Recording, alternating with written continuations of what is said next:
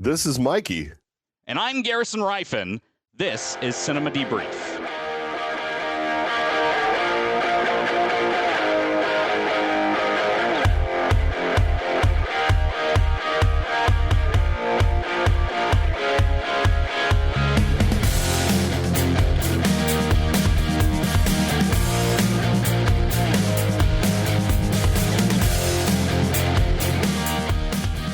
Welcome to Cinema Debrief. I'm Garrison Rifen, here alongside my co-host, Mikey. How you doing tonight, Mikey? What is up, Garrison? This is how much I respect you as a human being, Garrison. I am missing WWE Monday Night Raw for this. So this is not like me. Wait, Mikey, what's that music? And a name on the front is a hell of a lot more important than the one on the back. Doesn't anyone notice this? I feel like I'm taking crazy pills. But it ain't about how hard you hit. It's about how hard you can get hit and keep moving forward. Wham! Kazap! First try. Why so serious? He's a fast killer. I love the smell of napalm in the morning. I'm freaking pumped. I've been drinking green tea all goddamn day. I don't know. I have a bad feeling about this.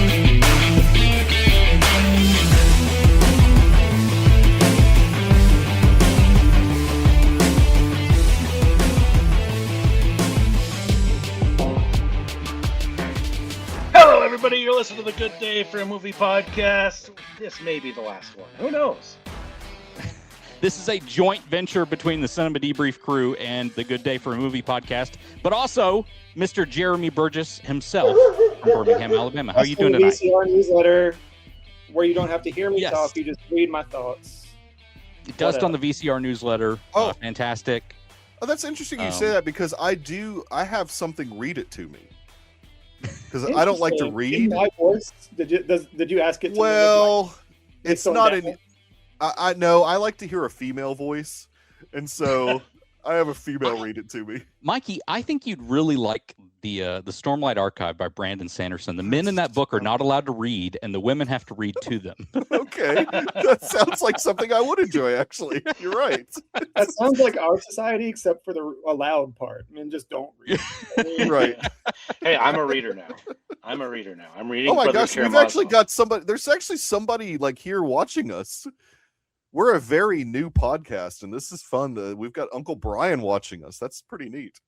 What up, Well, Brian? tonight's topic, as I transition the screen here, is Oh wow, the Oscars. There's a visual component here, so if you're listening to this on the feed, I'd recommend watching the YouTube video Yes. personally. Podcasting but is you can listen on the feed. as they say. Of course, I've got the logos for both podcasts up here. Sorry, Burgess, I didn't even think about putting Dust on the VCR up here. That would have been a good idea. We're analog. We're too old school to have a logo. We do have a logo. It's good. It's good that we don't have Dr. Earl on here because you wouldn't be allowed to you put say his that? last name up. Why would you ever say that? It's never good when Dr. Earl is not here. You mean the last name that is immortalized on the Deucecast movie show and On never what? got bleeped out? What, dude? Why do Bleep you? that out? Voldemort. You could just say DOCTOR. You wouldn't have to abbreviate it. Earl, and then it's all uniform. Oh, and it's all Yeah, like yeah. oh, like Doc Holliday. So Doctor's his first I was name. going to say, if Doctor is his first name, what are we I'm doing? with you. I'm with you. Yeah. Like Earl. He's from the House of Earl. Okay, Yes. I'm with you. I'm with you. So we once again have Conan O'Brien hosting the Oscars. How are we feeling about that? Second year in a row. I like Conan. PowerPoint show. I love this. Yeah, I like Conan. Yeah. He was great. Yeah, bring him back. Why Make not? him I thought he was- interesting. I thought he was much better than Kimmel the last few times that Kimmel's done Kimmel it. Not that stinks. Kimmel's He's bad. He's bad. Well, I think that I think Conan has the ability to go off script if need be, and I don't think Kimmel has that ability. Yeah, he's not as good with it. Yeah. We got a best casting Oscar this year, making it 24 categories. That's right. Keep adding those categories. Let's just Another category for me to win, personally. That's how I feel about it. How do you guys feel about it? I wonder how the sound editors and sound mixers feel. Like, are they mad that it's just one category now and they keep adding these other categories? They should be. Why? I mean, they took away a thing. Why not be mad? Be mad. I would be mad. I'd be sound mad. off. Sound all the sound people listen Yeah. to it. That's right. I'm mad. Look, sound is one of my favorite things in movies. It's what hooked me with Star Wars, right? And I think what got me interested was all the behind the scenes Star Wars documentaries with Ben Burt. I am mad that they've made it into one category. I'm also still mad that I don't know the difference between. I was about to say, not that I ever really knew the difference between the two, but it always felt me like that each one could fit the other one. I bet Garrison knows, but my understanding is that sound mixing is when you are adding or taking away sound to a film, and editing is when you have mixed it, but you are putting it in certain places. Okay. Right? Yeah. I thought editing was didn't editing also encompass Foley work, or am I thinking of that wrong? I thought mixing encompassed Foley work. See, nobody Mixing knows. Nobody knows. Into what you captured, you're mixing. Okay. Because usually when I think of the mix, it's the final mix, so it's the putting it all together with the final film. But speaking of Conan O'Brien, did anybody ever see the episode of his show that he did? He went to a Foley stage, and he had a small fake baby, and he threw the baby into water, and he was trying to make like Foley water sounds as he was like, "Oh no, my baby!" And he was it was great. It was a great episode of. I can't remember if that was one of the episodes when he was on the Tonight Show, like for that short period of time, or like if that was his old show. But it was one of the best Foley things. Look it up on YouTube; it's out there. But hey, let's answer Uncle Brian's question. Okay. Do you know how to put the question on? There we go. When are the technical awards? Yeah, they air the day before, and they really don't air though. What? The technical awards. I think they air every single category that night, dude. Yeah. No. He's talking about like the like super nerdy stuff. Super nerdy yes, stuff, like the technical achievement. Yeah. There's always this other day before stuff that is invented a certain type of camera lens or something like that. Like they go super nerdy. Nobody pays attention to it, and I think they actually call it the technical awards, if I'm not mistaken. But yeah, it's usually the day before. But I don't know. You'll be able to find like clips of it, on that type of stuff. Yeah. So. Anyways. Sinners leads the way with 16 nominations, the most in Academy history. Which is kind of crazy. One battle after another, 13 nominations. I think that's the first time we've had 2 13+ nomination films or close to it. Well, how does the Catholic Church feel about Sinners getting so many nominations? The Catholic Church is the home for sinners, so it's fine. There you That's go. true. Great That's answer. true. Great That's a answer. good answer. Welcome all sinners. Yeah. You didn't know you'd be quizzed on the Catholic Church tonight, did you, Roth? I'm always ready. Hey, he's lucky this is not the conclave here. That's right. I would have had That was last year. and may not have been allowed. Yeah, you may not have been involved. Yes, exactly. Many. Posed a question on my slide which says, what does my slideshow have in common with the 2021 Academy Awards?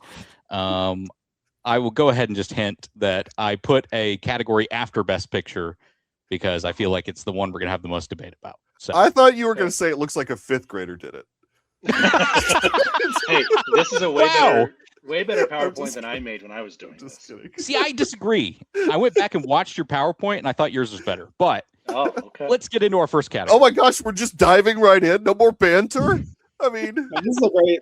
Is this going on YouTube afterward? You put in work into this. No, we're live, buddy. We're live. I mean, like, will it be permanently on YouTube? Yeah. It'll be on the Cinema Debrief YouTube channel.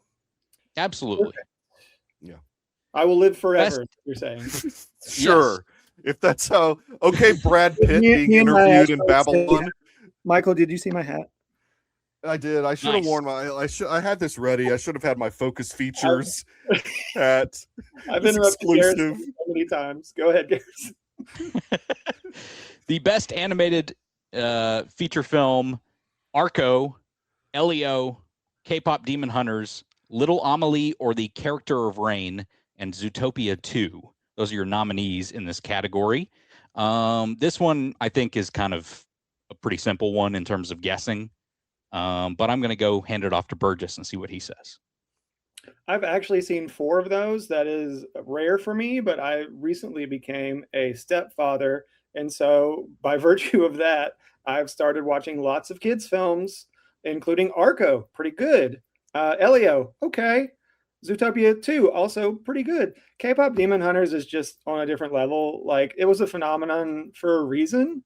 You have the songs on the Billboard charts. Like, that's unprecedented. I mean, maybe like That Thing You Do had songs that charted, but like very rare for a movie to have soundtrack songs on the charts.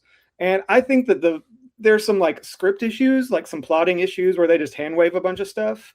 But overall, like as far as kids entertainment, it's great. I mean, it looks good. Sony does good animation. I don't know. The message is nice. I see no reason why it shouldn't clean up here like it's been cleaning up everywhere. Yeah. Roth. Yeah, I'll be honest. I've only seen one of these movies. I usually try to do better than that. Married Life and New Job Life and No Movie Podcast Life has taken me down. I just finished K-pop Demon Hunters about 45 minutes ago. Oh, fresh on your mind. What do you think? I very much enjoyed the story. I think the story and the like kind of concept behind it was a pretty good, like semi-original concept. What would the Catholic Church say about demons? This is Catholics are a big fan of this movie. They really are. Like I've seen it on Twitter, where like their demonology is pretty accurate to what the Catholic Church like. Okay. Just of like how it all kind of like how they take over people and like find them at the weakest and like stuff like that. So they're on board with the message. I'd say I haven't seen Pope Leo has not weighed in on the issue, but that's Catholic surprising. Twitter people have, and they like it. I just can't stand the Gen Z frantic filmmaking style that so many of these kids movies have. It just drives me up a wall. So other than that part, yeah. Roth, it's Gen Alpha at this point. Yeah, this is true. Yeah, it is Gen Alpha at this point. Yeah. So yeah, I just like those aspects of it. I just couldn't do. I liked everything else. The songs were pretty catchy. I'm not going to listen to them on my free time, but dude, I listened to them at the gym. It's next level. You got to try it. I would have to go to the gym for that to happen. What did EDM say? Oh, are we going to maybe answer that later? So I was going to say, yes, if you want to stick around, we will absolutely get to this kind of conversation later on in our slideshow. We got to get through some of these other categories. For me, are we doing like what we think is going to win and what we would like to win? Let's go ahead and say this is our tentative pick, because we can always change things as we get to the Oscars. We have a group, ESPN group, where we do an Oscars pick 'em every year. If you'd like to join us, email us at Cinema Debrief Pod. And get in on the action. No, that's just for the Discord. No. Oh, they've got to be on the Discord first. Well, they got to email to get into the Discord. Yeah. And then we can get things rolling. That's right. I think that as far as a technically sound and probably just better animation style for me is Zootopia 2. That's just me personally. And I actually dug that story quite a bit too. It's a sequel. People have problems with sequels sometimes, but I just thought it was a really fun. What now? Not you. You love sequels. I do, dude. I love an IP. Baby. Like, give me all the IP in my veins. I love all the IP. But I don't know. I loved Kehi Kwan's inclusion as the snake. I thought that was a great story of an outcast. Don't spoil anything, because that's one I want to watch. Oh, okay. Now, well, it's just like it's a typical like an outcast trying to find his way in the world. I mean, I really dug the story. K-pop. Look, I came to that late. I saw it about 3 months ago. I finally watched it, and I can't deny that the music is very good in it. I think that super catchy songs. Both of my kids love it, and I've got a 15-year-old and a 10-year-old, so all ages. In other words, like Uncle Brian said, his 6 and 7-year-old grandkids love it. All ages love K-pop Demon Hunter.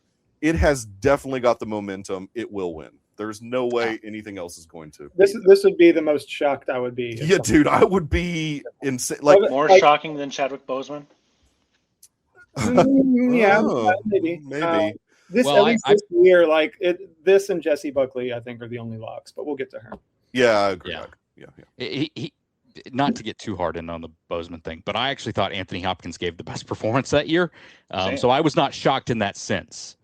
I didn't know that Chadwick was even a lead role. Yeah, I know. Yeah, it's so weird. I think that was kind of a, we want to give it to him, posthumously, and it's fair. I mean, why not? Yeah, it's just unfortunate. I'm going with K-pop Demon Hunters as well. I think it's an excellent movie, a lot of fun, and it has swept the season. Like if you look at BAFTA, where Zootopia won, that was because K-pop was not nominated because it wasn't eligible for the BAFTAs. Right. Yep. So those crazy Brits. Best cinematography. I thought we'd go out here and start talking about some harder ones earlier on. Next year I would like to request the Indian person that you had do this slideshow for you to do clips. Like live clips. I did the slideshow. he built the overlay. Okay. We don't know. A call center. Yeah, the call center guy built the overlay. Okay, that's Look, fine. I went to Fiverr to get an overlay. Look, it looks nice. I know. Fiverr. Hey, congrats to Fiverr. Good job, guys. Best cinematography nominees: Frankenstein, Marty Supreme, One Battle After Another, Sinners, and Train Dreams. Roth, you go first. Yeah, I saw all of these movies.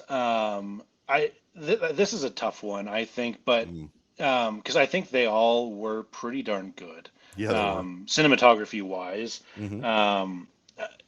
I don't know if it's going to win, but I think the one that I think should win is Train Dreams, because that thing just was a beauty to watch. Yeah, it's beautiful. I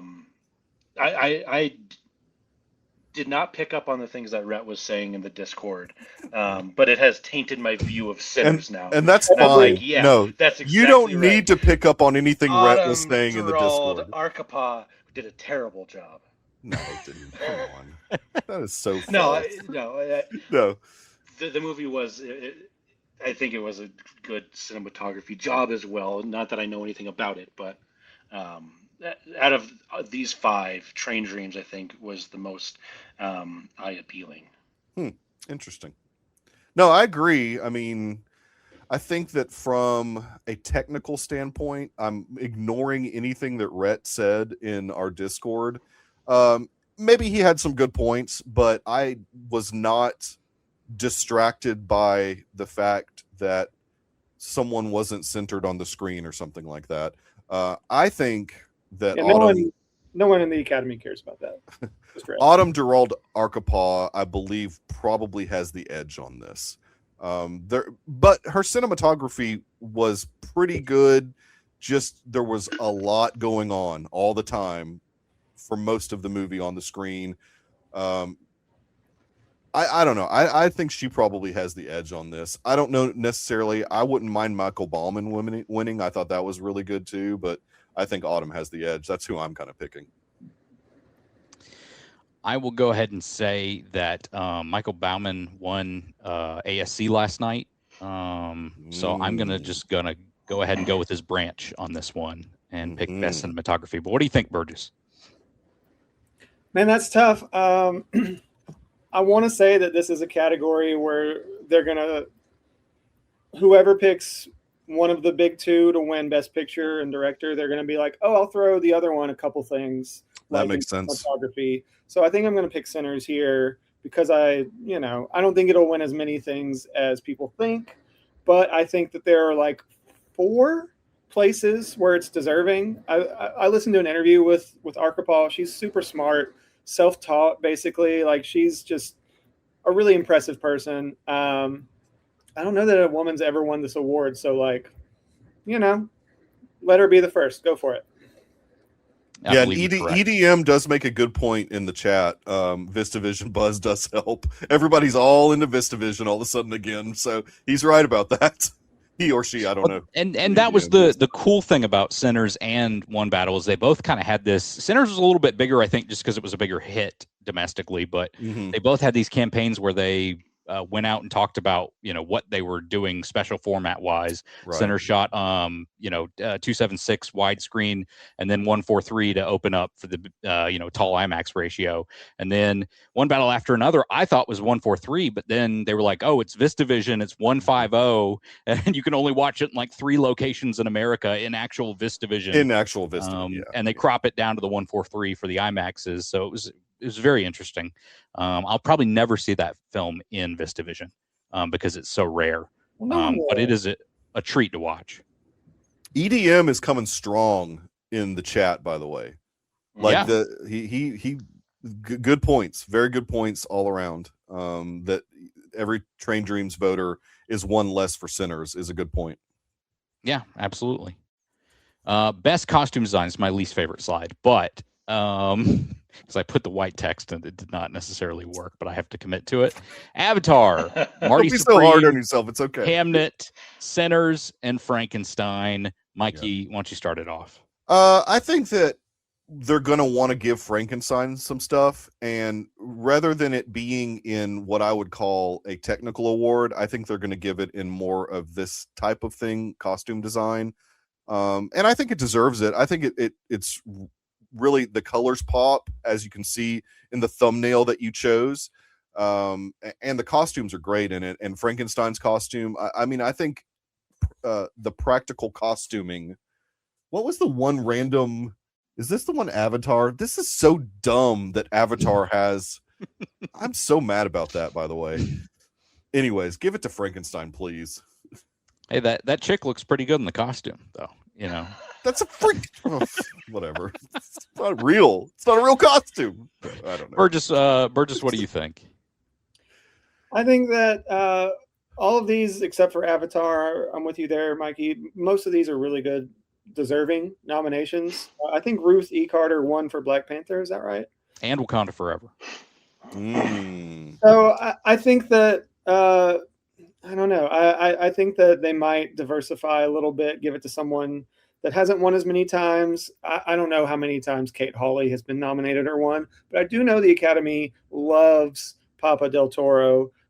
They just like not only his films, but like his presence, his soul. He's a beloved figure to the Academy. And even if Frankenstein's not most people's favorite on these ballots, they're going to throw something his way. Yeah, absolutely. I think this is a tough one between Frankenstein and Sinners, ultimately, because this is kind of the area where I think if there is kind of a real push for Sinners to start, maybe even challenging for the big award ultimately, this is where you start to see those kinds of things rack up, because Frankenstein's been cleaning up in some of the smaller awards in this category, but that doesn't necessarily mean anything when you finally get to the Academy voting for this. I'm going to go with Frankenstein because I just do love the costuming there. And Ruth E. Carter has won 2 in a row that she's been nominated for. But again, this feels like kind of a sneaky place for Sinners. Well, Roth. Uh-oh. I think we lost Michael to the storm. Yeah, unfortunately, Mikey has perished in the storm. Are you guys there? Yes, I'm here. What's happening? I'm sorry. This is fascinating. I'm going to cut out the overlay so that we don't lose it. Can you hear us, Roth? Uh-oh. Can you guys hear me? Yes. Yes. I can hear you both. We can hear you. Seems like the storm's affected Roth, too. Well, now there were 2. Just like it was meant to be. Yeah, we can move on to the next one. Documentary feature film feels like it's right up your alley. I've actually seen none of these.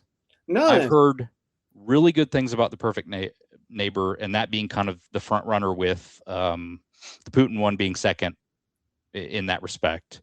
But it feels like this is kind of an area where you might know a bit more than I do.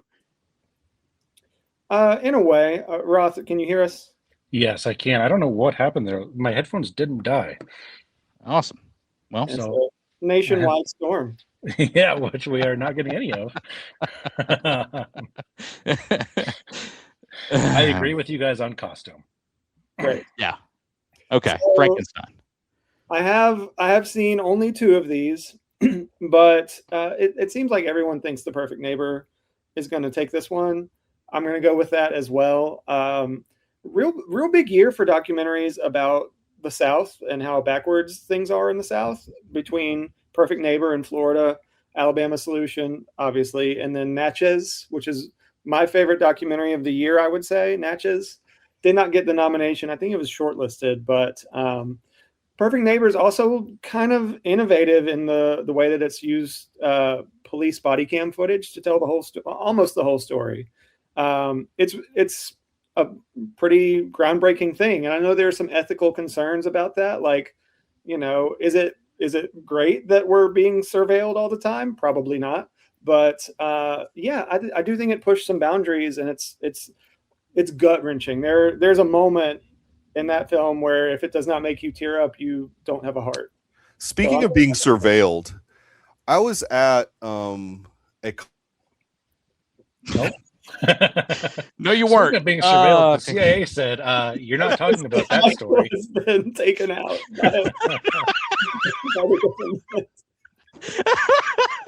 Assassination. They're not gonna let him talk. I have not seen any of these, but my wife has. She thinks that The Perfect Neighbor should be the winner. So that's what I'm okay. I think The Perfect Neighbor is helped out by Netflix, by being on Netflix. Netflix is just a great way to distribute documentaries, especially. People eat those up like crazy, and this one got a lot of talk when it came out. So in some ways, I get weary of front runners. And yes, EDM points out Mr. Nobody against Putin. It's got some wins in the industry. An anti-Putin film is a big deal, for the Academy, especially with everything that's going on over there. But I don't know. Perfect Neighbor's just got so many wins itself, and I've heard so much talk about it being kind of the front runner that I'm just going to stick there for now. I'm okay with losing the documentary one as long as I win some ones later on. Documentary short film.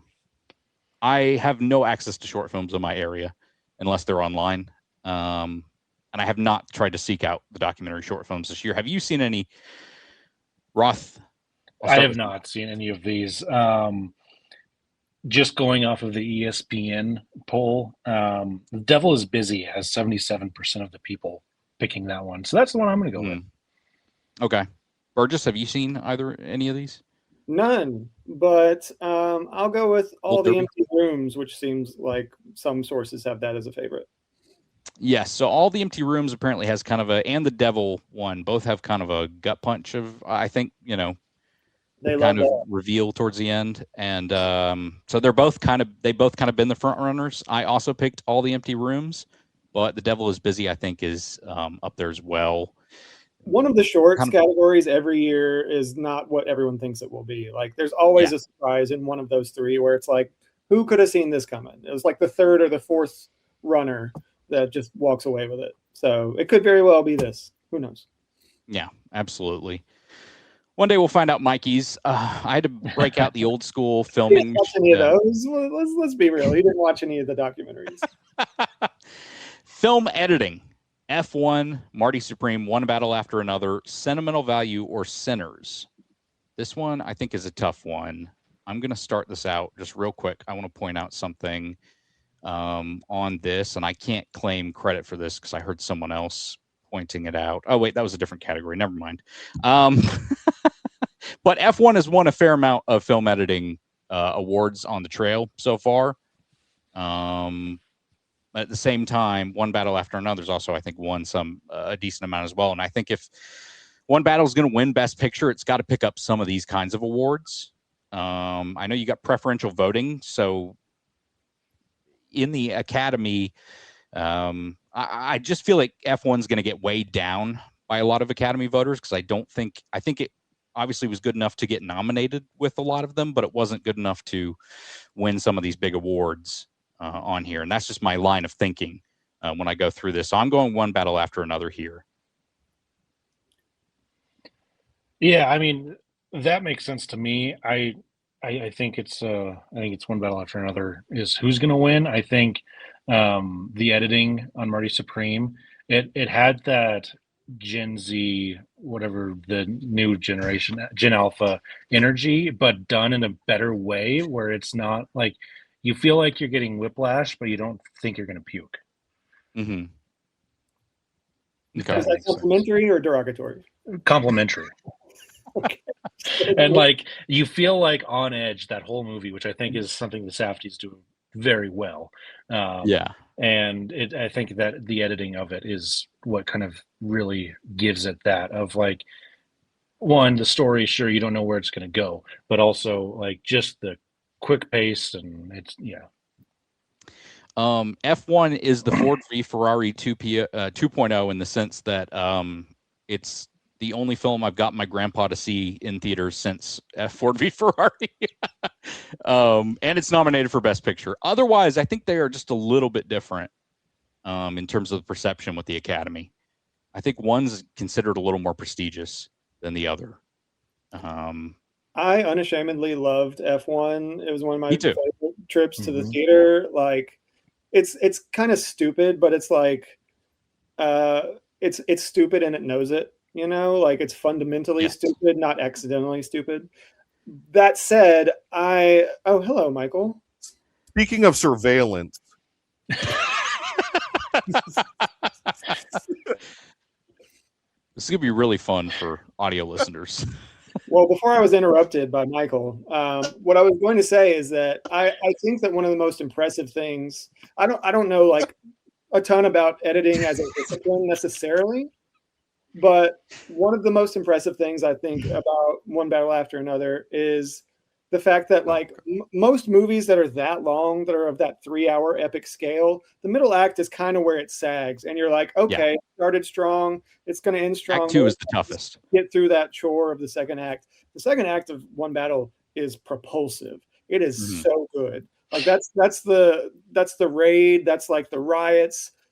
But when I was like, this is doing all of this in the second hour, like incredible. This is fantastic. I think the editing is a big strength of why that pace is so good and why it's throughout the entire film. I agree. Yeah. Mikey, what do you think about film editing? One battle after another. Okay. I don't have time to say like enough because I don't know, like my power is going to go out again. So one battle after another. Yeah. Is there an agent in your ear feeding you lines? Yeah. That was the correct answer, Michael. You can stay online. I don't know what's happening over here. It's craziness. Best casting, our brand new category this year, which I think is great. Casting directors being recognized for the first time at the Academy Awards. You've got Hamnet, The Secret Agent, Marty Supreme, Sinners, and One Battle After Another. Mikey, why don't you start this off before you leave? Exactly. Yeah, I'll get before this weather takes me on. I actually think that as far as from top to bottom, Sinners, that you've got. Well, first of all, you've got the Michael B. Jordan casting, where he's playing the two brothers. Amazing. I'm sure another actor could do that, but Michael B. Jordan knocked it out of the park. But then every single character in that that we get to have interaction with, at least, is fantastic casting all around. I love Jack O'Connell. I mean, I just think that it's all really, really great, and that one will definitely win. Roth, what do you think?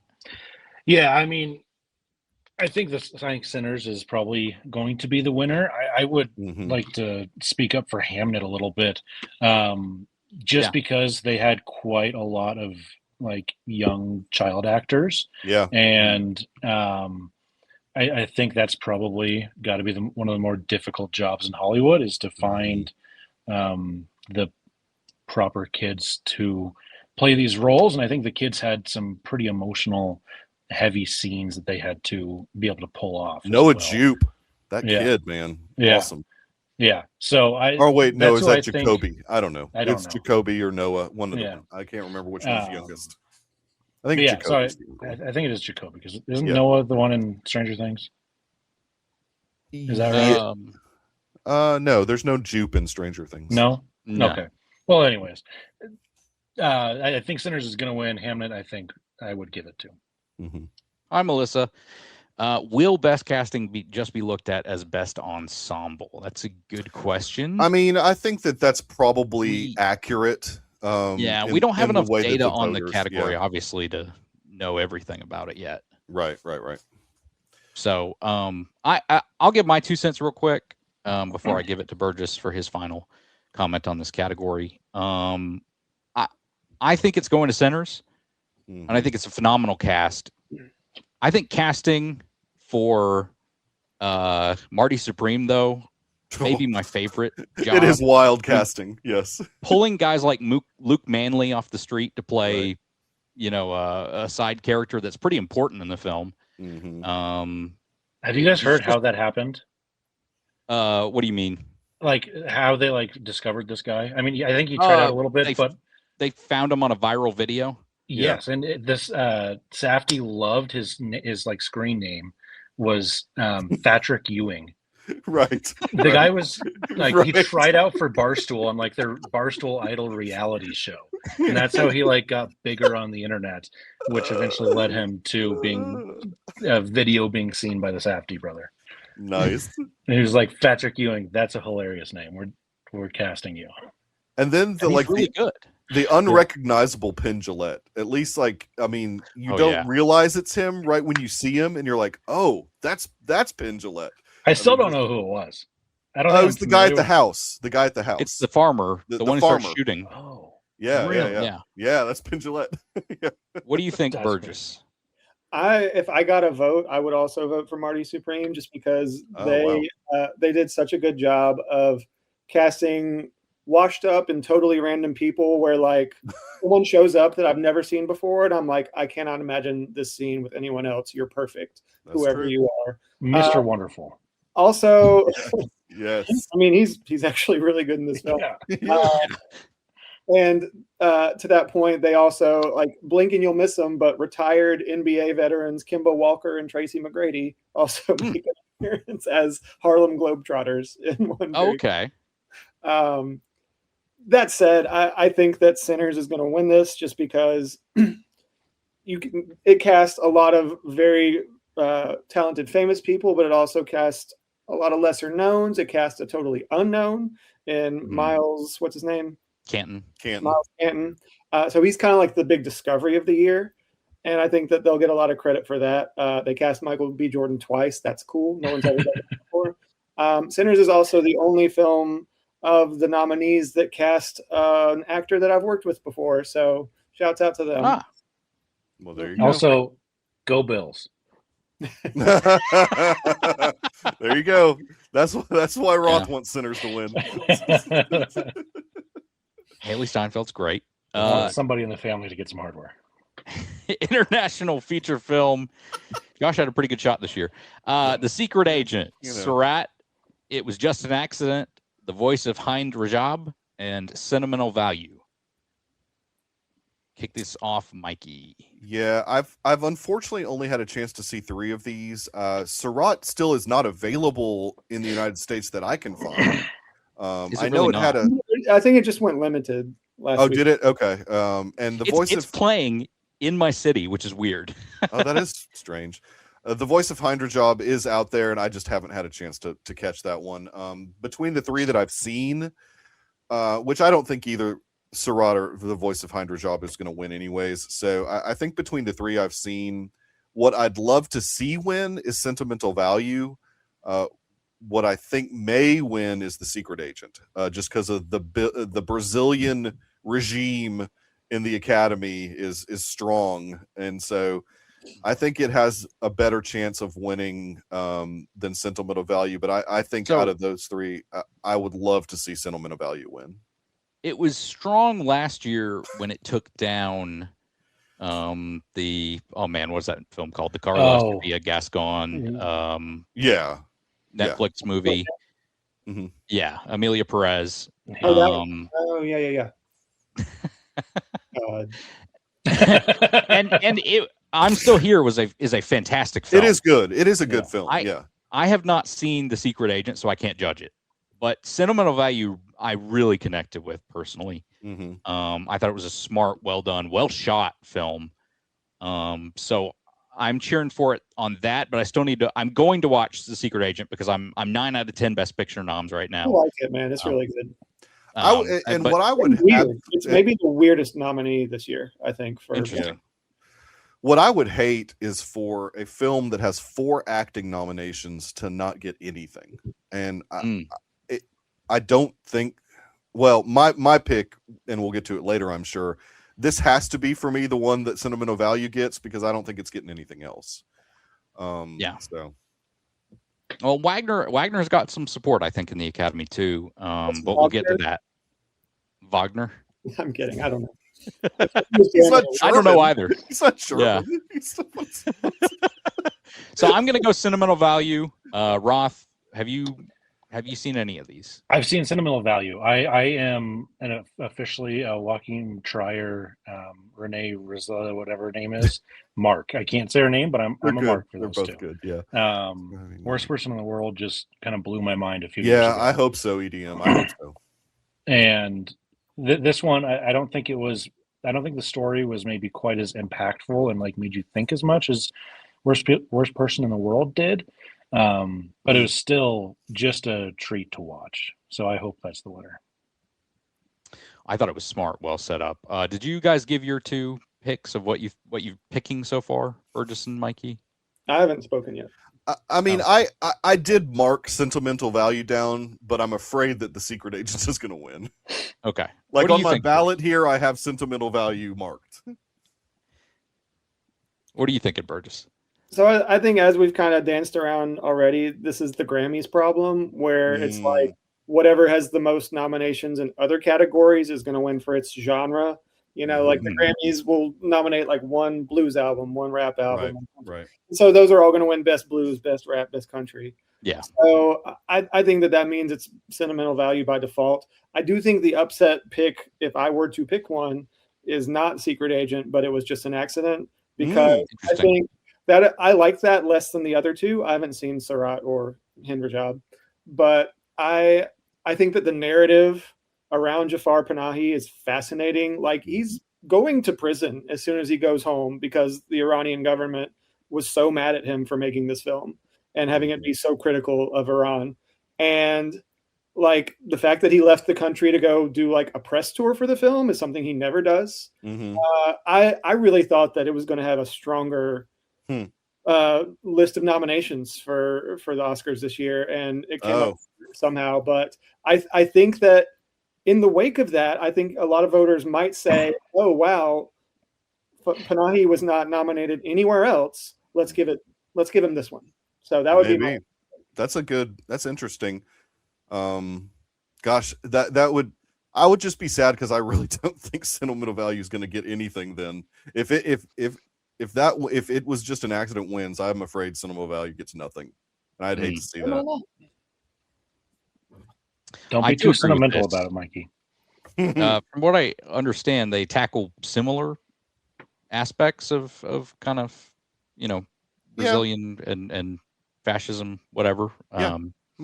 So I'd be interested to see where the Academy goes with that, because in years past, I have also kind of made picks going, okay, they did that last year, so they won't do that this year. In Secret Agent, they call it mischief. But okay. Brazil was mischief in the 70s. That's right. That's right. Makeup and hairstyling. Yeah. Frankenstein, the Japanese film Kokuo. I don't know how to say that exactly. Sinners, The Smashing Machine, and Ugly Stepsister. Kick it off, Burgess. Well, first of all, I will say that The Smashing Machine is probably the worst movie that got nominated for an Oscar this year. Wow. It Can Eat Dirt. Did not like that movie. Wow.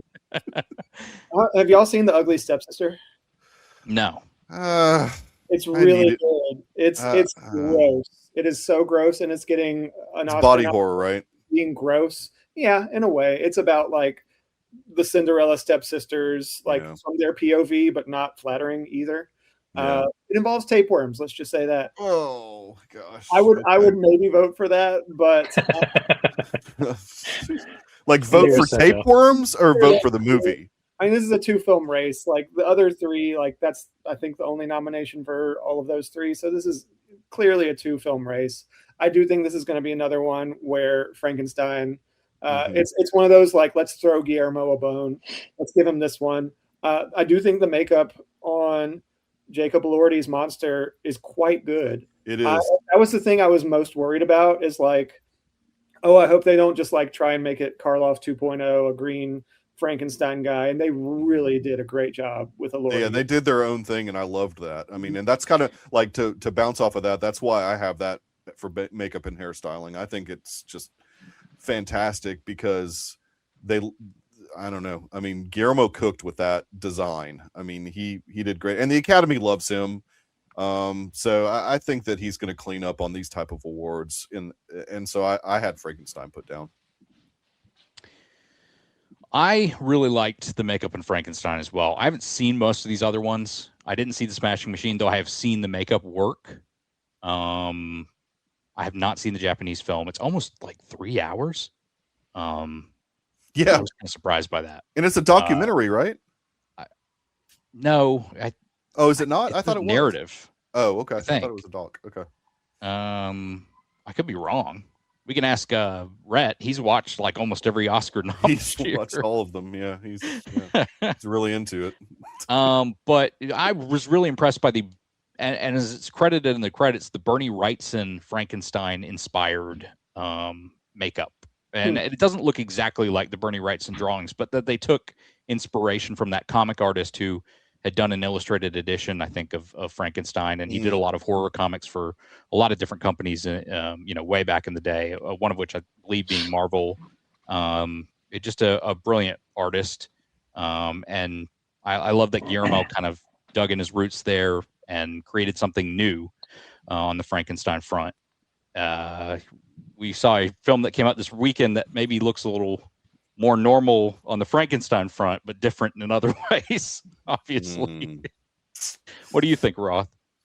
Yeah, I mean, Frankenstein's only one of the, well, I guess I've seen Sinners too, but I think it's got to be, I hope it's Frankenstein because you guys have nailed it with the Elordi stuff and, everybody else. I would hope it's Frankenstein.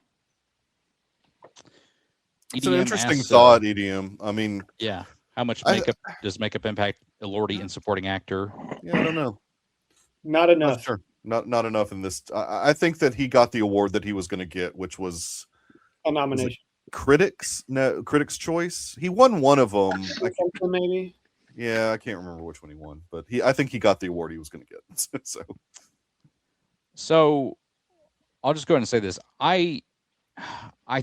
It's not true, EDM. I know we want to think that it's true. Check a box that says that they've watched all the things. Yes. I think most people will just lie, unfortunately. Right, exactly. Yeah. Or nobody's going to actually watch. They're going to check the box they know they need to check. It's not like play and go make lunch. Exactly. Yeah. I mean, they're not going to actually watch everything. I think that's the most arbitrary rule to even enact. I know they mean well, but it's not. Nobody's going to do it. I mean, here's what I'll defend. On the anonymous ballots this year, there have been a lot more I'm abstaining from this category than there have been in the past. That's great. So that's how it should be. I like that because even though they're admitting later on that, I didn't see maybe one or two films and I still voted for Best Picture. But for the most part, in some of the smaller crafts, they're going, well, I didn't watch this, so I'm going to abstain. I think democracy was a mistake and we shouldn't be allowed to vote. Agreed. Theocracy all the way. I think that they should just let AI vote instead of human beings. All right. Nominees for original score: Begonia, One Battle After Another, Frankenstein, Sinners, and Hamnet. Roth, what are you thinking? Best original score. I think this is, it's one of the, I think it's going to be Sinners. It's the one that stands out to me the most, and that's the movie that I saw furthest back. And I can still kind of hear some of the score and at least get the feeling of what the score was trying to give the audience. So I'm gonna go with Sinners. I didn't necessarily pick up on a lot of the scores for the other ones. They didn't necessarily stand out to me. So oh really? Oh wow! In my head, at least, I've got a bad memory. What's interesting about the Hamnet is that they used a lot of previous, like Max used a lot of his previous work in that movie, which I thought was interesting. Why didn't Dune 2 get in? Exactly. Because he did, I think that it's percentages. So as long as a certain percent of the score is new and original, it can be, it can count for the nomination. But he did use a couple of his older pieces in there, especially the end credit or like the end song that was in Stratford upon Avon. I think that was like a previous work of his. But yeah, this is Ludwig's. He's been winning everything. I think Jerskin and Johnny both did phenomenal scores though. Like freaking this might be the 5 best in a while. Like where you could legitimately say any of them would deserve it, but for whatever reason, I mean, and they're all great, but Ludwig, he's just had the edge everywhere. So I think he's going to be a 3-time winner come next weekend. I agree. I actually, for some reason, forgot that last year happened, and so I was going to almost say that this would be a repeat for Ludwig, but it could be a repeat next year, as EDM points out in the comments. Right, for the Odyssey as well. Yeah. I'm picking Ludwig as well. Burgess, what say you? Well, I disagree with Michael. First of all, I like that you said the Hamnet, like the Walmart. Like, did I say that? I'm sorry. You're 2 years old. Yeah. The Hamnet. You said the thing about the Hamnet. Oh, right. Yeah, I my favorite score of the year is Not Here. So I do think this pool could have been stronger if Marty had been nominated. But the Academy just does not like electronic music for some reason. Even if it's very well made, they'd rather hear boring strings. But whatever. I agree. So Marty Supreme should have been nominated. Yeah. I think that 3 of these are kind of fine and good, whatever. I wish Johnny Greenwood would win an Oscar one of these days. I know, right? He's going to, but like, man, that guy has done so many great scores for one of our best living filmmakers. I mean, he's very deserving. But Sinners, of these 5, that is a film more so than the others that would not exist or would look completely different without the score that it has. Ludwig, like, he really cooked on that one. He was mixing metal with hip hop, with like blues, and just focus features. Thank you, Michael. It's yeah. I mean, this is a 1-horse race. It's Sinners. Mm-hmm. I got to get Surratt in before the. I do too. I need to see Surratt. I've heard it's wild, so I need to watch that. Next up, best original song. I don't think we need to have a long discussion on this one. I say Golden. Obviously, Diane Warren. What do you guys say? I would say Golden as well, but I would also say that this is the stupidest category in the Oscars because of the way they do it. I love that Diane created her own movie. Yeah. So she could get a song in there. Diane Warren. I have not won an Oscar, and I'd like to. Oh man, it's just wild stuff right there. But yeah, it's gonna be Golden. I mean, and isn't Golden the only one they're allowing to perform, or is there one other also? That might be correct. I think it is, which is stupid. Which is so stupid. Like, I think Golden's the only one that's getting an actual showcase at the. In past they've even had songs that weren't nominated doing it while nominated songs didn't. I don't get what they're doing lately. Honestly, like I would rather only hear that one than hear all 5 because no one cares about Diane Warren or Nicholas Pike. I mean, Raphael Sadiq, I don't know that anyone cares about that one either. Nick Cave is cool. I like Nick Cave. I've seen a couple of documentaries about him. Yeah, that song's actually pretty good too. There's a guy from the National singing that. Yeah, but also like I'm anti-credits songs getting nominated. Yeah. I think it needs to be part of the film's Yes, that's what I was saying. You and Rhett with that. When has that ever been a thing though? That has never been a thing. That's never like that's been one of the biggest complaints about the Oscars is that this category sucks because they don't do that. That's what I was saying. I think that K-pop should have had 2 nominations. I think that many people think Soda Pop could have been nominated here as well. That would have rocked to see both Huntrix and Saja Boys performing a few minutes apart. That would have been cool. I think Your Idol would have been my other K-pop pick because of just how thematically rich it is. It's a pop song about pop music and about how we worship pop stars. Really good song. These songs are so good. That would have been awesome if 5 K-pop songs had been nominated. Or 4 Remember K-pop when Nick Cave. That the Nick Cave. Okay, fine. Remember a few years back when Encanto got a nominee and it wasn't We Don't Talk About Bruno? Yeah. Right. Yeah. And then they allowed them to play it at the ceremony. Anyway. Yeah. Which I will say, the Encanto song that did get nominated, I think is a better song than We Don't Talk About Bruno. Well, one was it won anyway, so it's fine. Yeah. Production design: Frankenstein, Hamnet, Marty Supreme, Sinners, and One Battle After Another. Some beautiful pictures up here of all the sets that these films dude, the used. Indian guy did a great job with these pictures. I built the PowerPoint. Frankenstein, I think, is your front runner here. I had some gorgeous sets. If there's one downside to this movie, I really enjoyed Frankenstein. I saw it in the theater. Loved that I got to see it in the theater. Same. You can really notice when the CGI comes in to me in the film because the sets are just so grand. They're fantastic. They look real. And then the CGI comes in and you go, oh. And I think this is kind of the category to me for Frankenstein, aside from makeup. Mm-hmm. Yeah, I had to drive to Alabaster, Alabama, but I also got to see Frankenstein in the theater, and it was great seeing that movie in a theater. The scope of it is, unfortunately, unless you've got like 100-foot projection thing in your house, you're just not going to really get to see the scope of it at home. But yeah, that the practical effects or the practical ship building, like the size of that ship, like it's the production design's gorgeous in that movie. And if that does not win, there is something wrong. Now, what could happen is Sinners starts picking up momentum and gets everything but Best Picture. That could happen. I mean, that's happened before. That's happened before, where all the below the line awards go to one movie and then something else gets Best Picture. I mean, it's definitely not abnormal for the Academy to do that. This won't be a Fury Road situation. We'll see. Jack Fisk is kind of your dark horse to me because he's so beloved in the industry, and I don't know if he's gotten an Academy Award. No, I listened to an interview with that guy. He is a fascinating individual. He does a great job. I mean, Marty Supreme is just well done all around, obviously. And as EDM points out, could pull a Lincoln. This guy knows more about the Academy Awards than I think any of us combined. He's a historian. Who is this guy? Get in the Discord.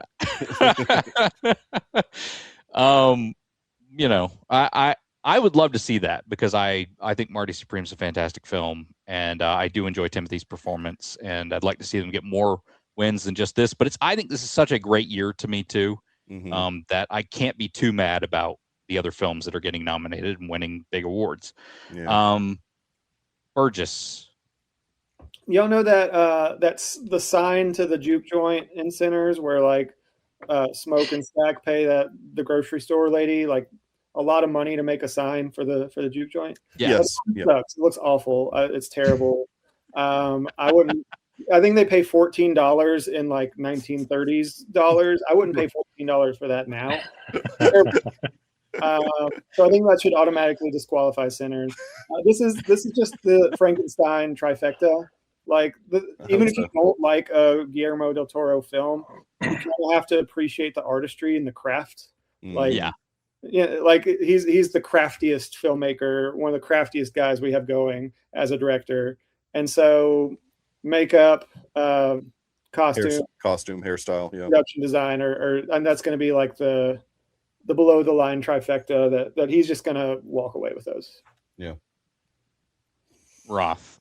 Yeah, I'm in agreement. I think Frankenstein should be the winner. Loved everything they did with Marty Supreme. They did the Safdies again.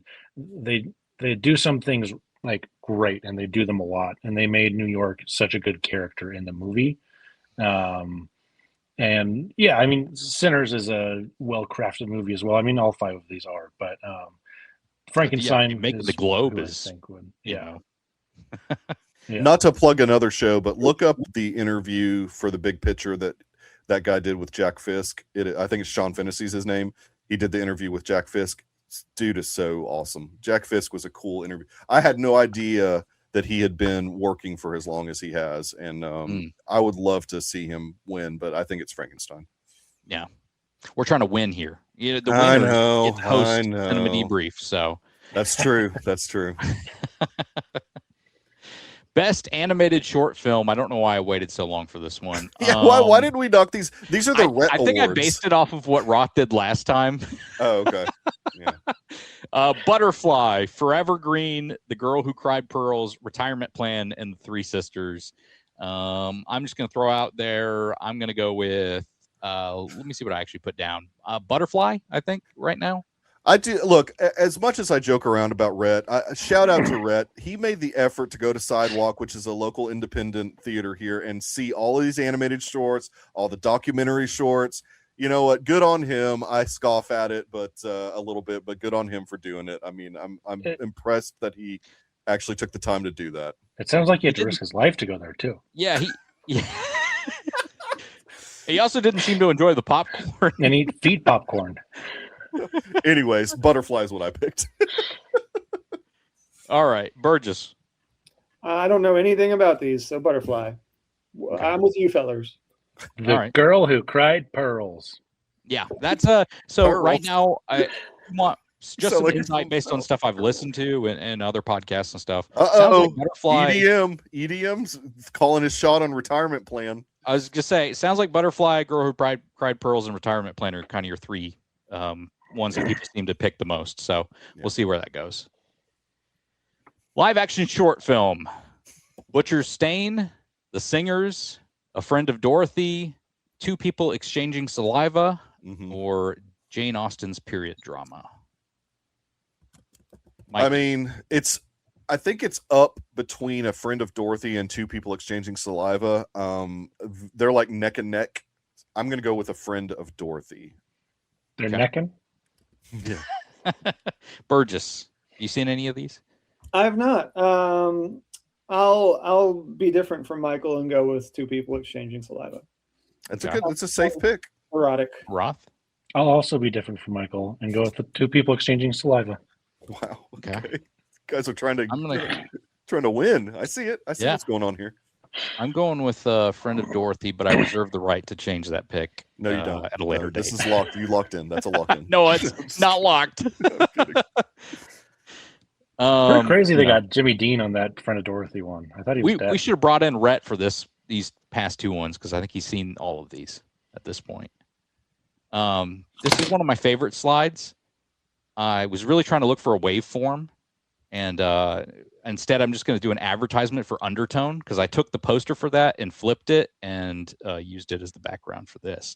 The nominees for Best Sound are F1, Frankenstein, One Battle After Another, Sinners, and Surratt. Roth. Yeah, I mean, I think F1 should win this. That's who I would pick, and that's who I'm going to say is going to win it. Similar to Ford versus Ferrari, I can't remember if that actually won Best Sound or not, but if it didn't, it should have. It's just, it's just very impressive and just sounds awesome, just like kind of like Top Gun Maverick did a few years ago, and just like you just get that experience that you can a lot of the times only get in theaters, but where you just feel like you're in a race or you're flying these planes or whatever it may be. So I'm going to say this before EDM puts it in the chat. F1 won Association of Motion Picture Sound, Cinema Audio Society, and BAFTA. Sinners won the MPSC SE, the Motion Picture Sound Editors Award. So I think those are your two front runners right there in terms of the guilds and your precursors. I'm going to go with F1 because I just really enjoyed the sound of that film. And a lot of this is personal bias that starts to come into play in some of these. But also, I just see it racking up all those awards and Sinners only winning here or there in sound categories. So because of that, if there were two sound categories, sound mixing, sound editing, I would probably split them up. But Burgess, what do you think? I'm gonna say F1 as well, just because those cars really did vroom real good. I love the vroom. First of all, I do want to say that I'm offended by the proprietary use of the undertone picture there that you used, Garrison. And I also picked F1. I love it. I'm excited about undertone. I think that's going to be a time I don't want to have in the theater, but still. I hope you don't make me watch that. All right, another quick category, hopefully. Nominees for Best Visual Effects. Are we going to go with anything other than Avatar, Fire, and Ash? I'm putting this out to the entire crowd here. No, nobody. It's fine. Avatar's going to win. I did watch The Lost Bus. Yeah, I did too. And I liked the movie. I don't think visual effects were anything. I mean, the fire was pretty cool. Yeah, it was fine. I guess. I don't know. Seen better fire in my life, I think. Probably in Avatar. I would love Jurassic World Rebirth to have an Oscar. No, I hate that movie. That was all right. So bad. I'm so happy I didn't see it in the theater. That was a miserable 2 hours and 20 minutes or however long that movie was. It felt like it was 18 hours. Garbage. I feel like it was under 2 hours, but I can't feel remember. It felt like that. You felt like you were on the island with them. I'm grinding this to a halt to look up the runtime now. It's gonna be longer. 2:14. Okay, I was wrong. Yeah, those are always over 2 hours. I'm voting for Avatar just because the whole movie is visual effects. It's going to be the whole movie is obviously makeup. Whatever costume. My bad. Costume. The whole movie is costumes. Here we go. Adapted screenplay. Begonia. Why are you using an adaptation? What? Okay, go ahead. Because it's adaptation adapted. Okay, I get it. Okay, see, Roth gets it. I get it. One battle after another in Train Dreams. Kick it off, Burgess, the writer. Oh yeah. Thank you. This is like the I love this stuff. This year, I think we've got a 2-horse race for Best Picture and Director and whatnot. Thankfully for them, those two are in different categories for screenwriting. We're probably all thinking the same thing. So that means this is going to go to One Battle After Another, based on what Pynchon? Is it Thomas Pynchon? Yeah. It sounds like he's a really difficult author too. So like, I think that he'll get extra credit for. It sounds like he took kind of the basic DNA of Pynchon's novel and went in really interesting different directions with it. So, yeah, this is. I hear Pynchon's novel is weirder. Yeah, I bet it is. Well, we're getting more history facts. 97 years, only 6 films, 1 screenplay director combo to Lose Pictures, Traffic, The Pianist, Brokeback Mountain, The Informer, Bad Girl, Seventh Heaven. More likely, One Battle wins. Picture of Them becomes a 7th. I agree with that. Yeah, sure. Why not? Yeah, One Battle. Yeah. Roth? Yeah, One Battle. I think I would probably go with Frankenstein. I mean, it's been winning everything. Vote. So yeah, I mean, it won the WGA last night. Come on. Best original screenplay, as you can see, it's represented by Memento and Don't Die in the corner.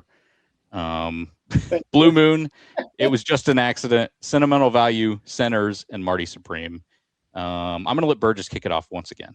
So this is like it's been said before, but this is the cool kids category. This is the category where like really interesting films will sometimes sneak in. Like a lot of people think Weapons should be represented here. That it was that would have been awesome. Screenplay. I like that one better than a few of these nominees. Actually, I think the Blue Moon is a really cool choice to be in here.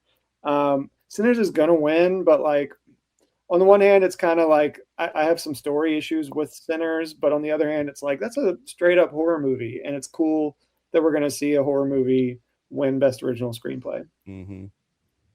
Roth. Go ahead. Yeah, sorry, Roth. Go ahead. Yeah, I agree with Burgess there that Sinners is going to be the winner. I have not seen It Was Just an Accident. I would have loved Marty Supreme. Sentimental Value was great too. Blue Moon, I got the movie. It wasn't my favorite, but really good performance from Hawk. Oh yeah, for sure. Handsome Hawk, awesome in that movie. Yeah. Mikey.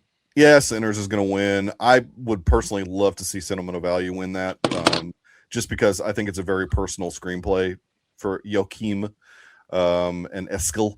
But Sinners is going to win. I think Sinners is going to win as well. Burgess, why is Don't Die not in contention for? There was a year of release issue. You know, we had our festival premiere in 23, but our streaming premiere in 25, but also like our streaming world premiere in 24. It was just a big messy thing, and we got lost in the red tape. Plugging Don't Die, you can buy it on Apple TV. You can watch it on Tubi, right? It is on Tubi now, so if you're cheap, you can watch our movie on Tubi with commercials. Don't Die with commercials. Yes. You have to see it in all formats. That sounds like the worst way to die. You have to see it in all formats, and seeing it with commercials. Like 4 different platforms. You have to rent them, and that's right. Yes. Hey, I like Rhett's question here. I told you we should have had him on for the. I want to know if it was a documentary or a narrative. Did we ever? My power kept going out, so I wasn't sure. Like, did we ever figure that out? Brett, he's wondering if that film is a documentary or a narrative feature. I thought it was a narrative, but I could be wrong. Why is it 2 hours and 55 minutes? Good grief. That's what I said. Okay. Actress in a best supporting role. Actress in a supporting role. Elle Fanning. Inga, I can't attempt that. I'm sorry. It's Dr. Yes. Yeah. What you said, Wumi Masaku and Tiana Taylor. I'm going to kick it off and say that I really want Amy Madigan to win this really bad. Yeah, I'm so hesitant. Like, I think that she has a shot because of the actor award that she won, but gosh, if it's not her, it's going to be Wunmi. How do you say her name? Wunmi. Okay. Wunmi. Yeah, Wunmi. Yeah. I think, like, if Amy doesn't win, I think it's a 50-50 shot, in all honesty. I picked Amy, and I would love to see it, especially if she talks about the genitalia of the statue like she did at the actor awards. If she does that again. She's so awesome. She's not only awesome person, but she's just awesome in that film. Yeah. And it's why I want her to win. Obviously, I think if you get into the best picture conversation, Wunmi and Tiana are, and Mikey's saying they'll split the vote on that front. And I think he may be right, and I hope he is right in that sense. But I think they're strong contenders here as well. Wunmi gives a great performance. Tiana gives a good performance, but she's so barely in the film that I just don't. Supporting role. Yeah, she's important to the story. Yeah, I get it. You know, everybody else here, though, I feel like kind of earns their spot, but I'm not a big fan of the Tiana Taylor nomination. Shade. Tiana shade. I echo everything Garrison has said. I don't think I have anything better to add than that. I fully agree with the words that came out of your mouth. Hell yes. What do you think, Burgess? This is a different category, but I'm feeling shades of last year's Best Actress race, where everyone thought it was going to be Demi Moore, really going for it, crazy, gnarly horror role, an aging actress, someone that hasn't won before. The narrative was like behind her. Everything seemed to spell out Demi, and then it wasn't Demi. And I would vote for Amy. I would love to see her win and be wrong. I still think that a lot of the Academy can't get past the fact that it's a horror movie. And could be right. And that's cost a lot of deserving people wins and even nominations in the past. And I think that I think that Tiana Taylor was the favorite months ago, and maybe he's fallen a little bit, but I don't know. I'm going to go SAT style and go with my first answer from months ago. And Tiana, yeah. Has she won anything? Any of? And a few others. Did she? Okay. I think she won some kind of minor stuff. Important. I was surprised. A lot of the people voting for the SAG or the Actor Awards or whatever aren't Academy members. So those aren't going to. Guilds are made up of bigger amounts of people than obviously the Academy. Academy, I think, is what, at 10,000. They've expanded, so they're a bigger Academy. They're closer to 15 now, but yeah. But there's a small section of those guilds that are in the Academy itself. Right. So it's hard to just say, oh, the guild did this, then it's going to be that way at the Academy. But Burgess has a good point about them being afraid of giving a horror film. Yeah. It just feels like Demi 2.0 to me. Yeah, that's good. No, look. Best Supporting Actor: Benicio del Toro, Jacob Elordi, Delroy Lindo, Sean Penn, Stellan Skarsgård. I think this is one of the strongest Best Supporting Actor categories I've seen in a little bit. Why don't you kick it off, Mikey? Speaking of genitalia, Sean Penn wins for Best Supporting Actor.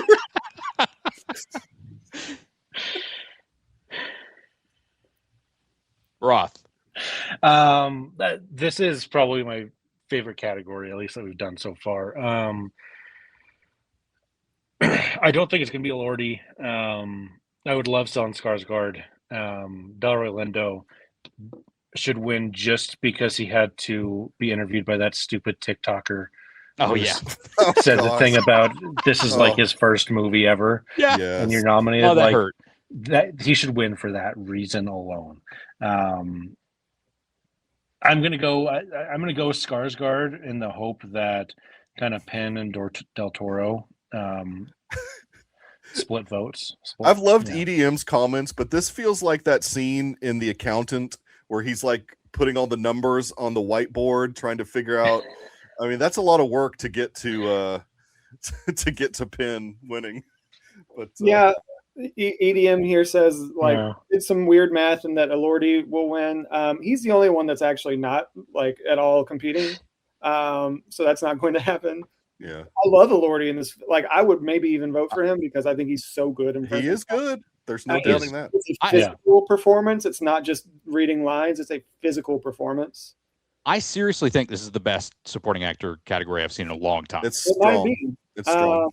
All these actors are great in their films. I do think that Roth is correct that Benicio and Sean might split those votes. Mm-hmm.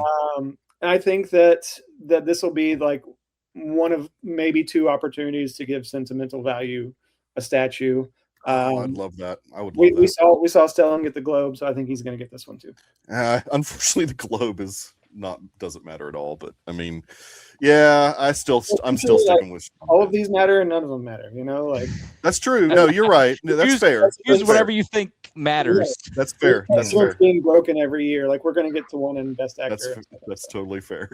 Yeah, I'm going with Sean Penn, his third Oscar, I believe. It'll be his third. That man has barely campaigned, but he is winning all over the place. Often doesn't even show up. And if he does, he didn't show up mentally.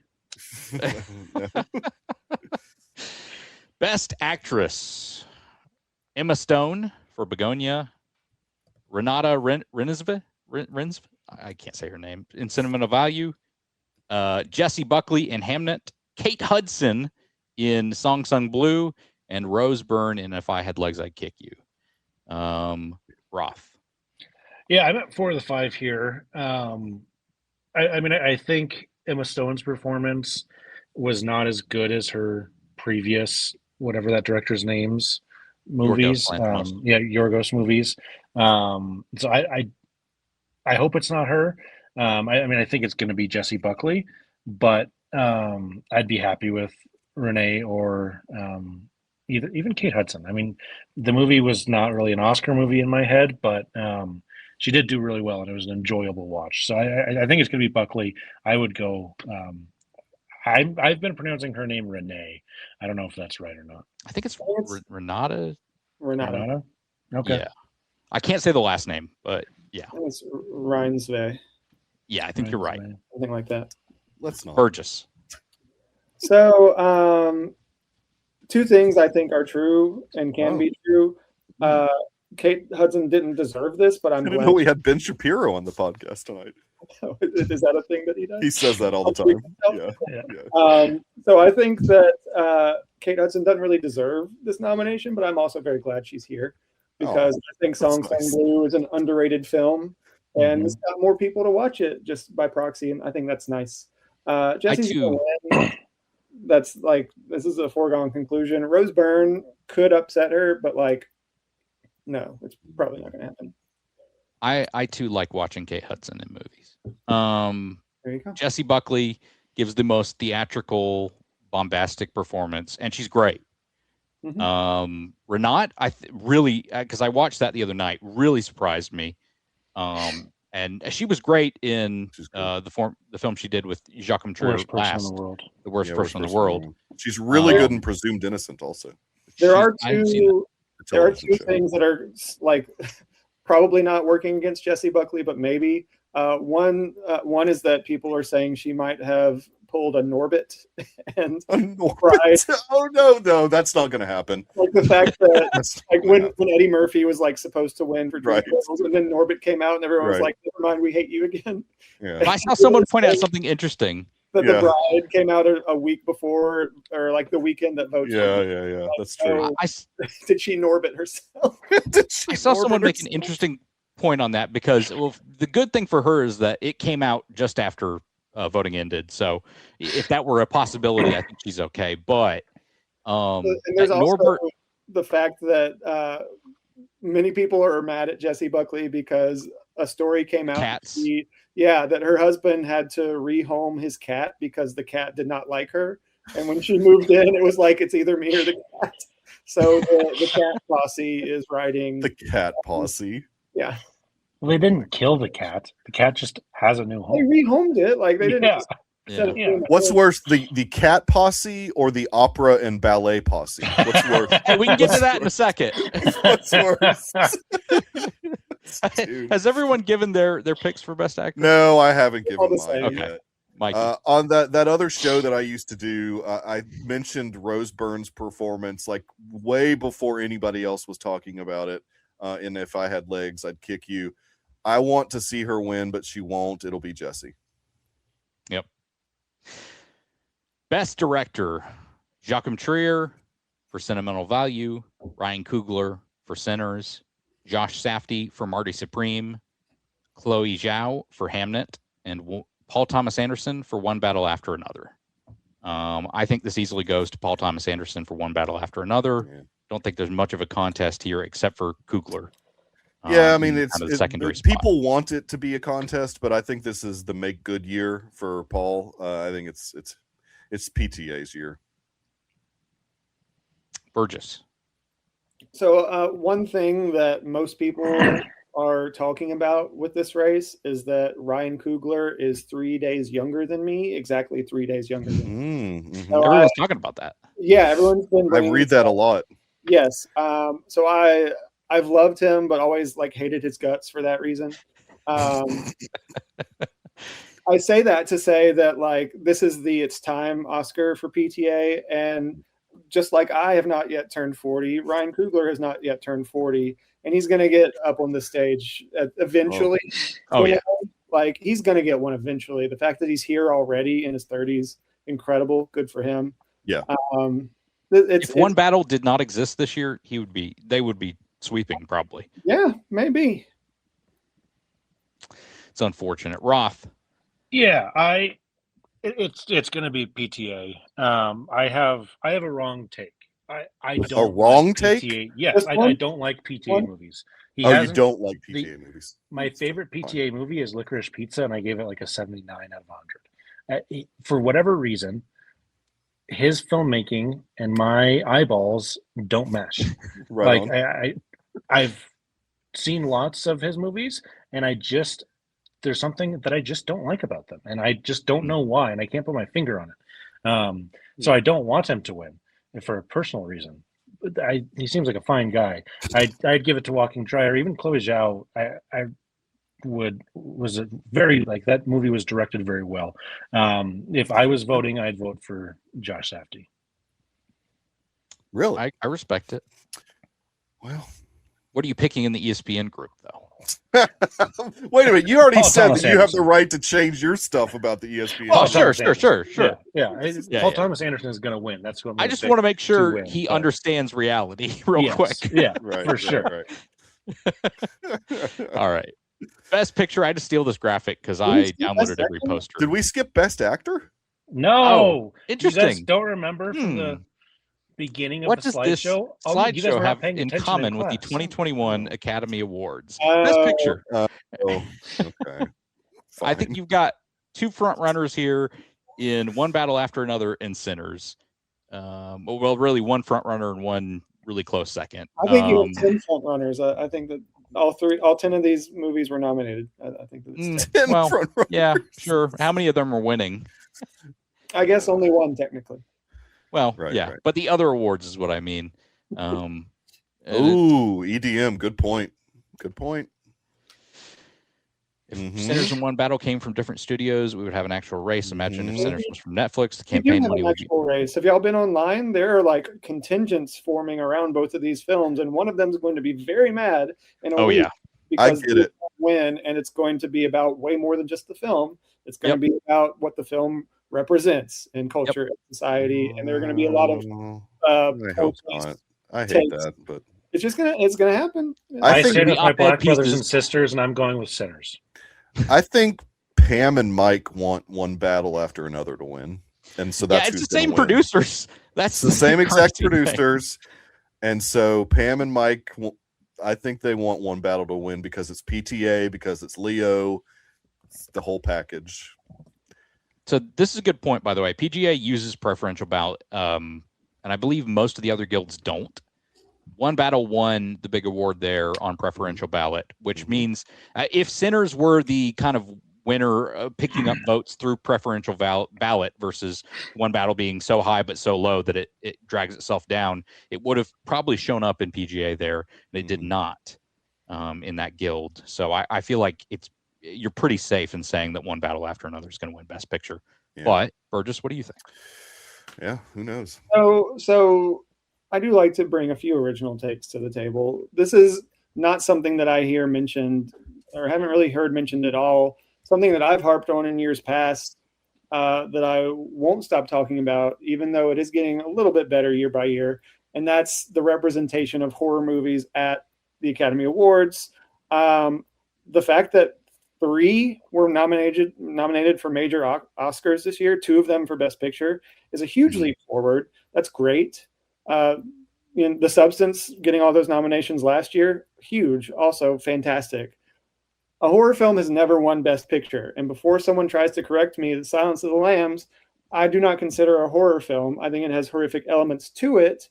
I think that is like 5 different things. There are like you could call that 5 different genres, and I'd be like, okay, sure. I don't think it's a pure horror movie. I think that it's more of a psychological thriller than anything else. And that's how horror films usually sneak into the awards races, is by disguising themselves as a psychological thriller. Black Swan is a good example where like that is actually a horror movie, and it was marketed in a way that people were convinced it was not. And so a horror film, in my opinion, has never won Best Picture. And I don't think Sinners is going to be the first. I just don't think it's strong enough. As do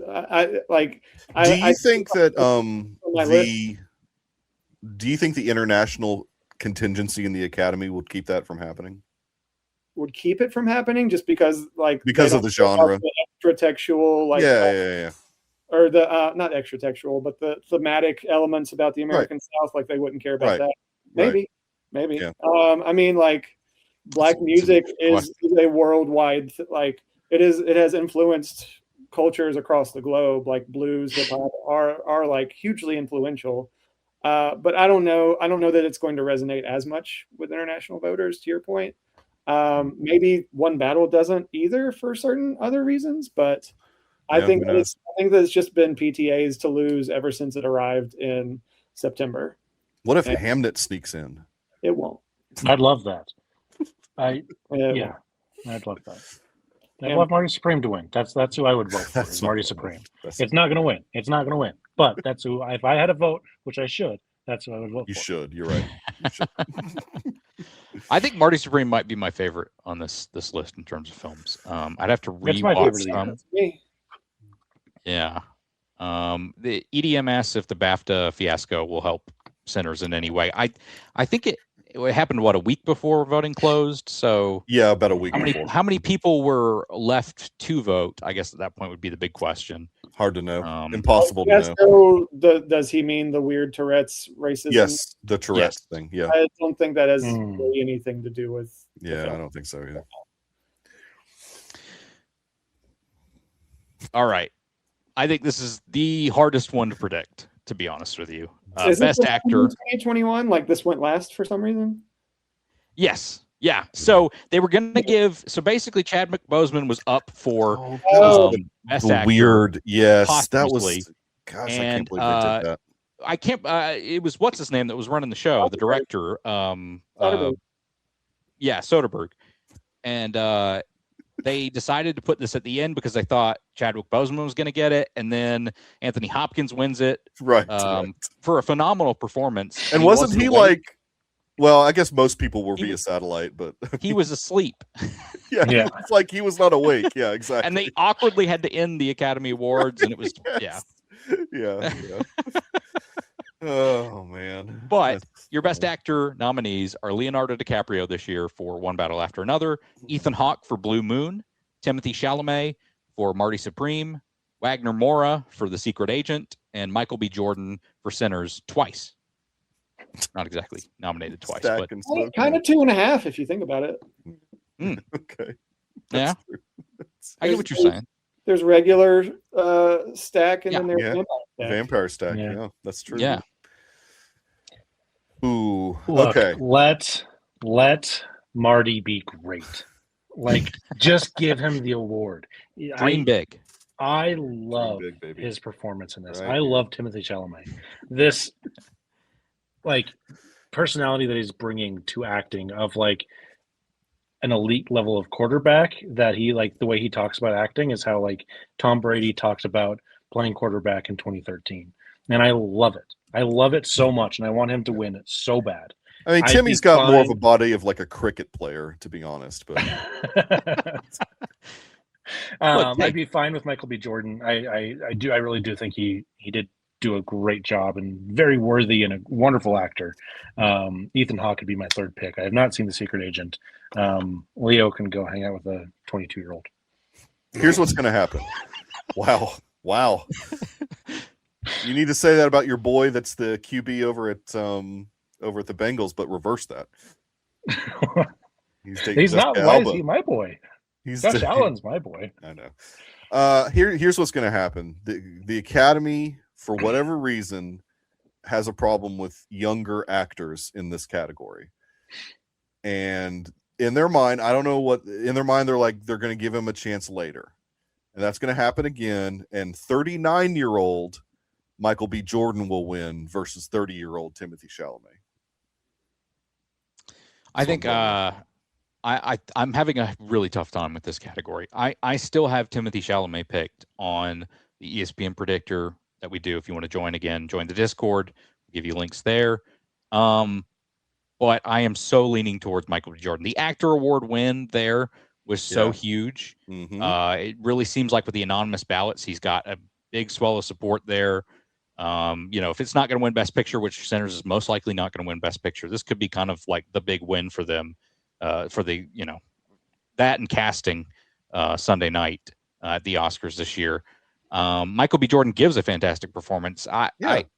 Leo gives a good performance, but it didn't make me walk away from the film going like, yeah, that guy's going to win Best Actor. Leo was playing the dude, basically. So, I mean, yeah. Chalamet did. I still have not seen Blue Moon or The Secret Agent, so I can't comment on those. I've heard Ethan Hawke in that. Fantastic things about Blue Moon, and I've heard good things about The Secret Agent's acting as well. Yeah. So these are all great. These are good nominations. Burgess. Moura also kind of playing 2.5 roles in that without spoiling. That's true. That's true. Kind of. Well, kind of. Yeah. For my thoughts here, I'm going to read a paraphrased monologue from the film Marty Supreme. Is that okay with you, Garrison? Please, okay. Please do. Sure. So this is directed to the other 4 nominees. I want to tell you something, and it's not intended to be mean. Timothy has a purpose. You don't. And if you think that that's some kind of blessing, it's not. It puts him at a huge life disadvantage. It means he has an obligation to see a very specific thing through. And with that obligation comes sacrifice. His life is the product of choices he's been forced to make to see the specific thing through. Yours are the result of what? Just making it up as you go along? That's how you are. It's not how he is. Let's give it to Burgess. You need to put some applause and add some applause sign. No, you don't have to edit that. No, you're giving me too much work here. No, Mike. No, you don't have to edit that. What I didn't know is that Burgess was not only a screenwriter, but he's an actor as well. I didn't know. Wait a minute. I act with my hands. I think it's going to be Timothy. Yeah? Guys, pause. Mm-hmm. There we Thank you. I think it's going to be Timothy. I think it's been his all along. I don't think the SAG award matters because they don't ever give the same actor Best Actor twice in a row, and so they didn't do it this year because he won last year. I think that's the main reason why Michael B. Jordan won, and everyone's kind of overreacting to that. And I don't think that the opera thing matters because that happened right after the vote closed. I don't know that it would matter anyway. No, it did not happen after the vote closed. There was still a day left. And what you don't I thought know, it was the day after. What you don't know is that ballet people and opera singers are procrastinators, and those that are members of the academy waited. And when they heard that, it was over. It was over. Mm-hmm. Was he wrong? Huge procrastinators. Those ballet people. He's being taken totally out of. I don't want to get too much. He's being taken kind of out of context there. Yeah. It's Timmy's. I think it's Timmy's. I'm going. I would love that. I'm sticking Chalamet. I'm is sticking it because of my persuasive monologue? Yes. Thank you. You're not he has a changing my purpose. mind. The others don't. So that's right. Burgess was far too old to play that role, and so I don't support it. Mm-hmm. So I'm just checking. So I'm going Chalamet. Burgess is going Chalamet. Mm-hmm. Roth is going Chalamet. Oh yeah, Jordan. I think this is the flu game, baby. Jordan. Okay. I think it's fascinating that Leo's not even competing. He's one of the greatest actors, and B, one of the biggest movie stars that we have. And he's not even campaigning. His movie is going to clean up, and he's not even being considered. I think that's kind of crazy. I think, you know what? I think that it's honorable of him to have kind of taken a step back from even campaigning. I think he just doesn't want to. I don't think it has anything to do with honor. I think he just rather be not with a 25-year-old, Yeah. How he lives his life. Timmy's 30. He's going to go hang out with Tobey Maguire and their 25-year-old girlfriends. Yeah, Timmy's not invited on his live. No, he's not. The 25-year-olds would be into Timmy, too. Yeah. Leo and Toby. Well, they'll invite some ballerinas and some opera singers instead. Way. That's true. That's right. All right. Well, even a Black Swan mention. We even threw one. Yeah. You're welcome. I think we've had a successful 2026 Oscars episode. Roth, where can people find you on the internet? Roth from Wyoming are the handles on Twitter and Instagram and Letterboxd. Don't have much of a podcast right now. We will release this in the podcast feed. Maybe in a couple of years we'll drop another episode, but I doubt it. Hopefully, though, I don't want it to die fully. I would like us to do at least 2 more episodes. Hey, Roth, sometimes it's okay to let things die. You can find me in your nearest Catholic church. Nearest? You're going to be right down the road? No, probably not. Just one of the 3 in Cheyenne. You can find me at one of those. Oh, okay, right on. Yeah. Well, I know they like to move priests around. So, Burgess, where can people find you on the internet? Whoa. No, that's a thing that happens. That is a thing that they do. For what reasons, Michael? I didn't say it. It was to protect Garrison against doing that. Are we why they do it now? A sabbatical? Is that what we're doing? No, that's not why. Okay, I read between those lines. You can't fool me. No, Garrison was not meaning. He had no intention. I have a newsletter called Dust on the VCR. It is not anti-Catholic. We are fine with Catholics. Good. It's about movies that are from what I call the VHS era, which is anything before 2006, which is when they stopped printing VHS tapes. Do y'all know what the last movie that was printed on VHS was? I think I've asked this before. It was like 2007 or 2008, right? It was an 05 movie that was released in 06. Yeah. Okay. It so is. Was it, no, was it Attack of the Clones? Nope. No. Oh. 05 movie. A History of Violence, David Cronenberg. Oh, okay. Well, and now VHS are back, like Lionsgate's re-releasing. Yeah. Like studio mandated. Whatever. I think that you should actually do a Dust on the VCR article of the last Star Wars movie that was on VHS, which was Attack of the Clones. Maybe one day. I would have to rewatch that movie to do so. Yeah, that's dustonthevcr.com, or just Google it, or just Google me. I'm on Instagram too, but who cares? Now, what are your feelings on pan and scan versus widescreen? Now we're getting down to it. I mean, I think widescreen is a better format, but sometimes you just want junk food, and VHS tapes are kind of like junk food to me. It was called letterboxed back then, Garrison. Yes, exactly. When I was a kid, it was full screen and widescreen DVDs. Oh yes, flipping over. Yeah. Yeah. Yes. So you had the dual the flip over. Yeah. What a time to be alive. Man, I had a Teenage Mutant Ninja Turtles DVD that one side was widescreen and the other side was full screen. Mm-hmm. And the director requires you watch that in widescreen. That's what his vision for that film was. Mikey, where can people find you on the internet? Yeah, I'm on X at the Michael Nip. I hang out on Letterboxd and talk about movies, and then I'm on this podcast. Oh, and our Discord too. You can find me at grifen3 on Instagram and Twitter. You can find me on Letterboxd at grifen, GRYFUN. You can find us at Cinema Debrief on Twitter and Instagram, and you can email us at cinemadebriefpod@gmail.com if you want to enter our Discord or send us any thoughts. Burgess has sent us a letter already. It was fantastic. We need EDM. EDM needs to be in the Discord. Yeah, we got to get EDM in there if he's not already, and we just don't know who that was.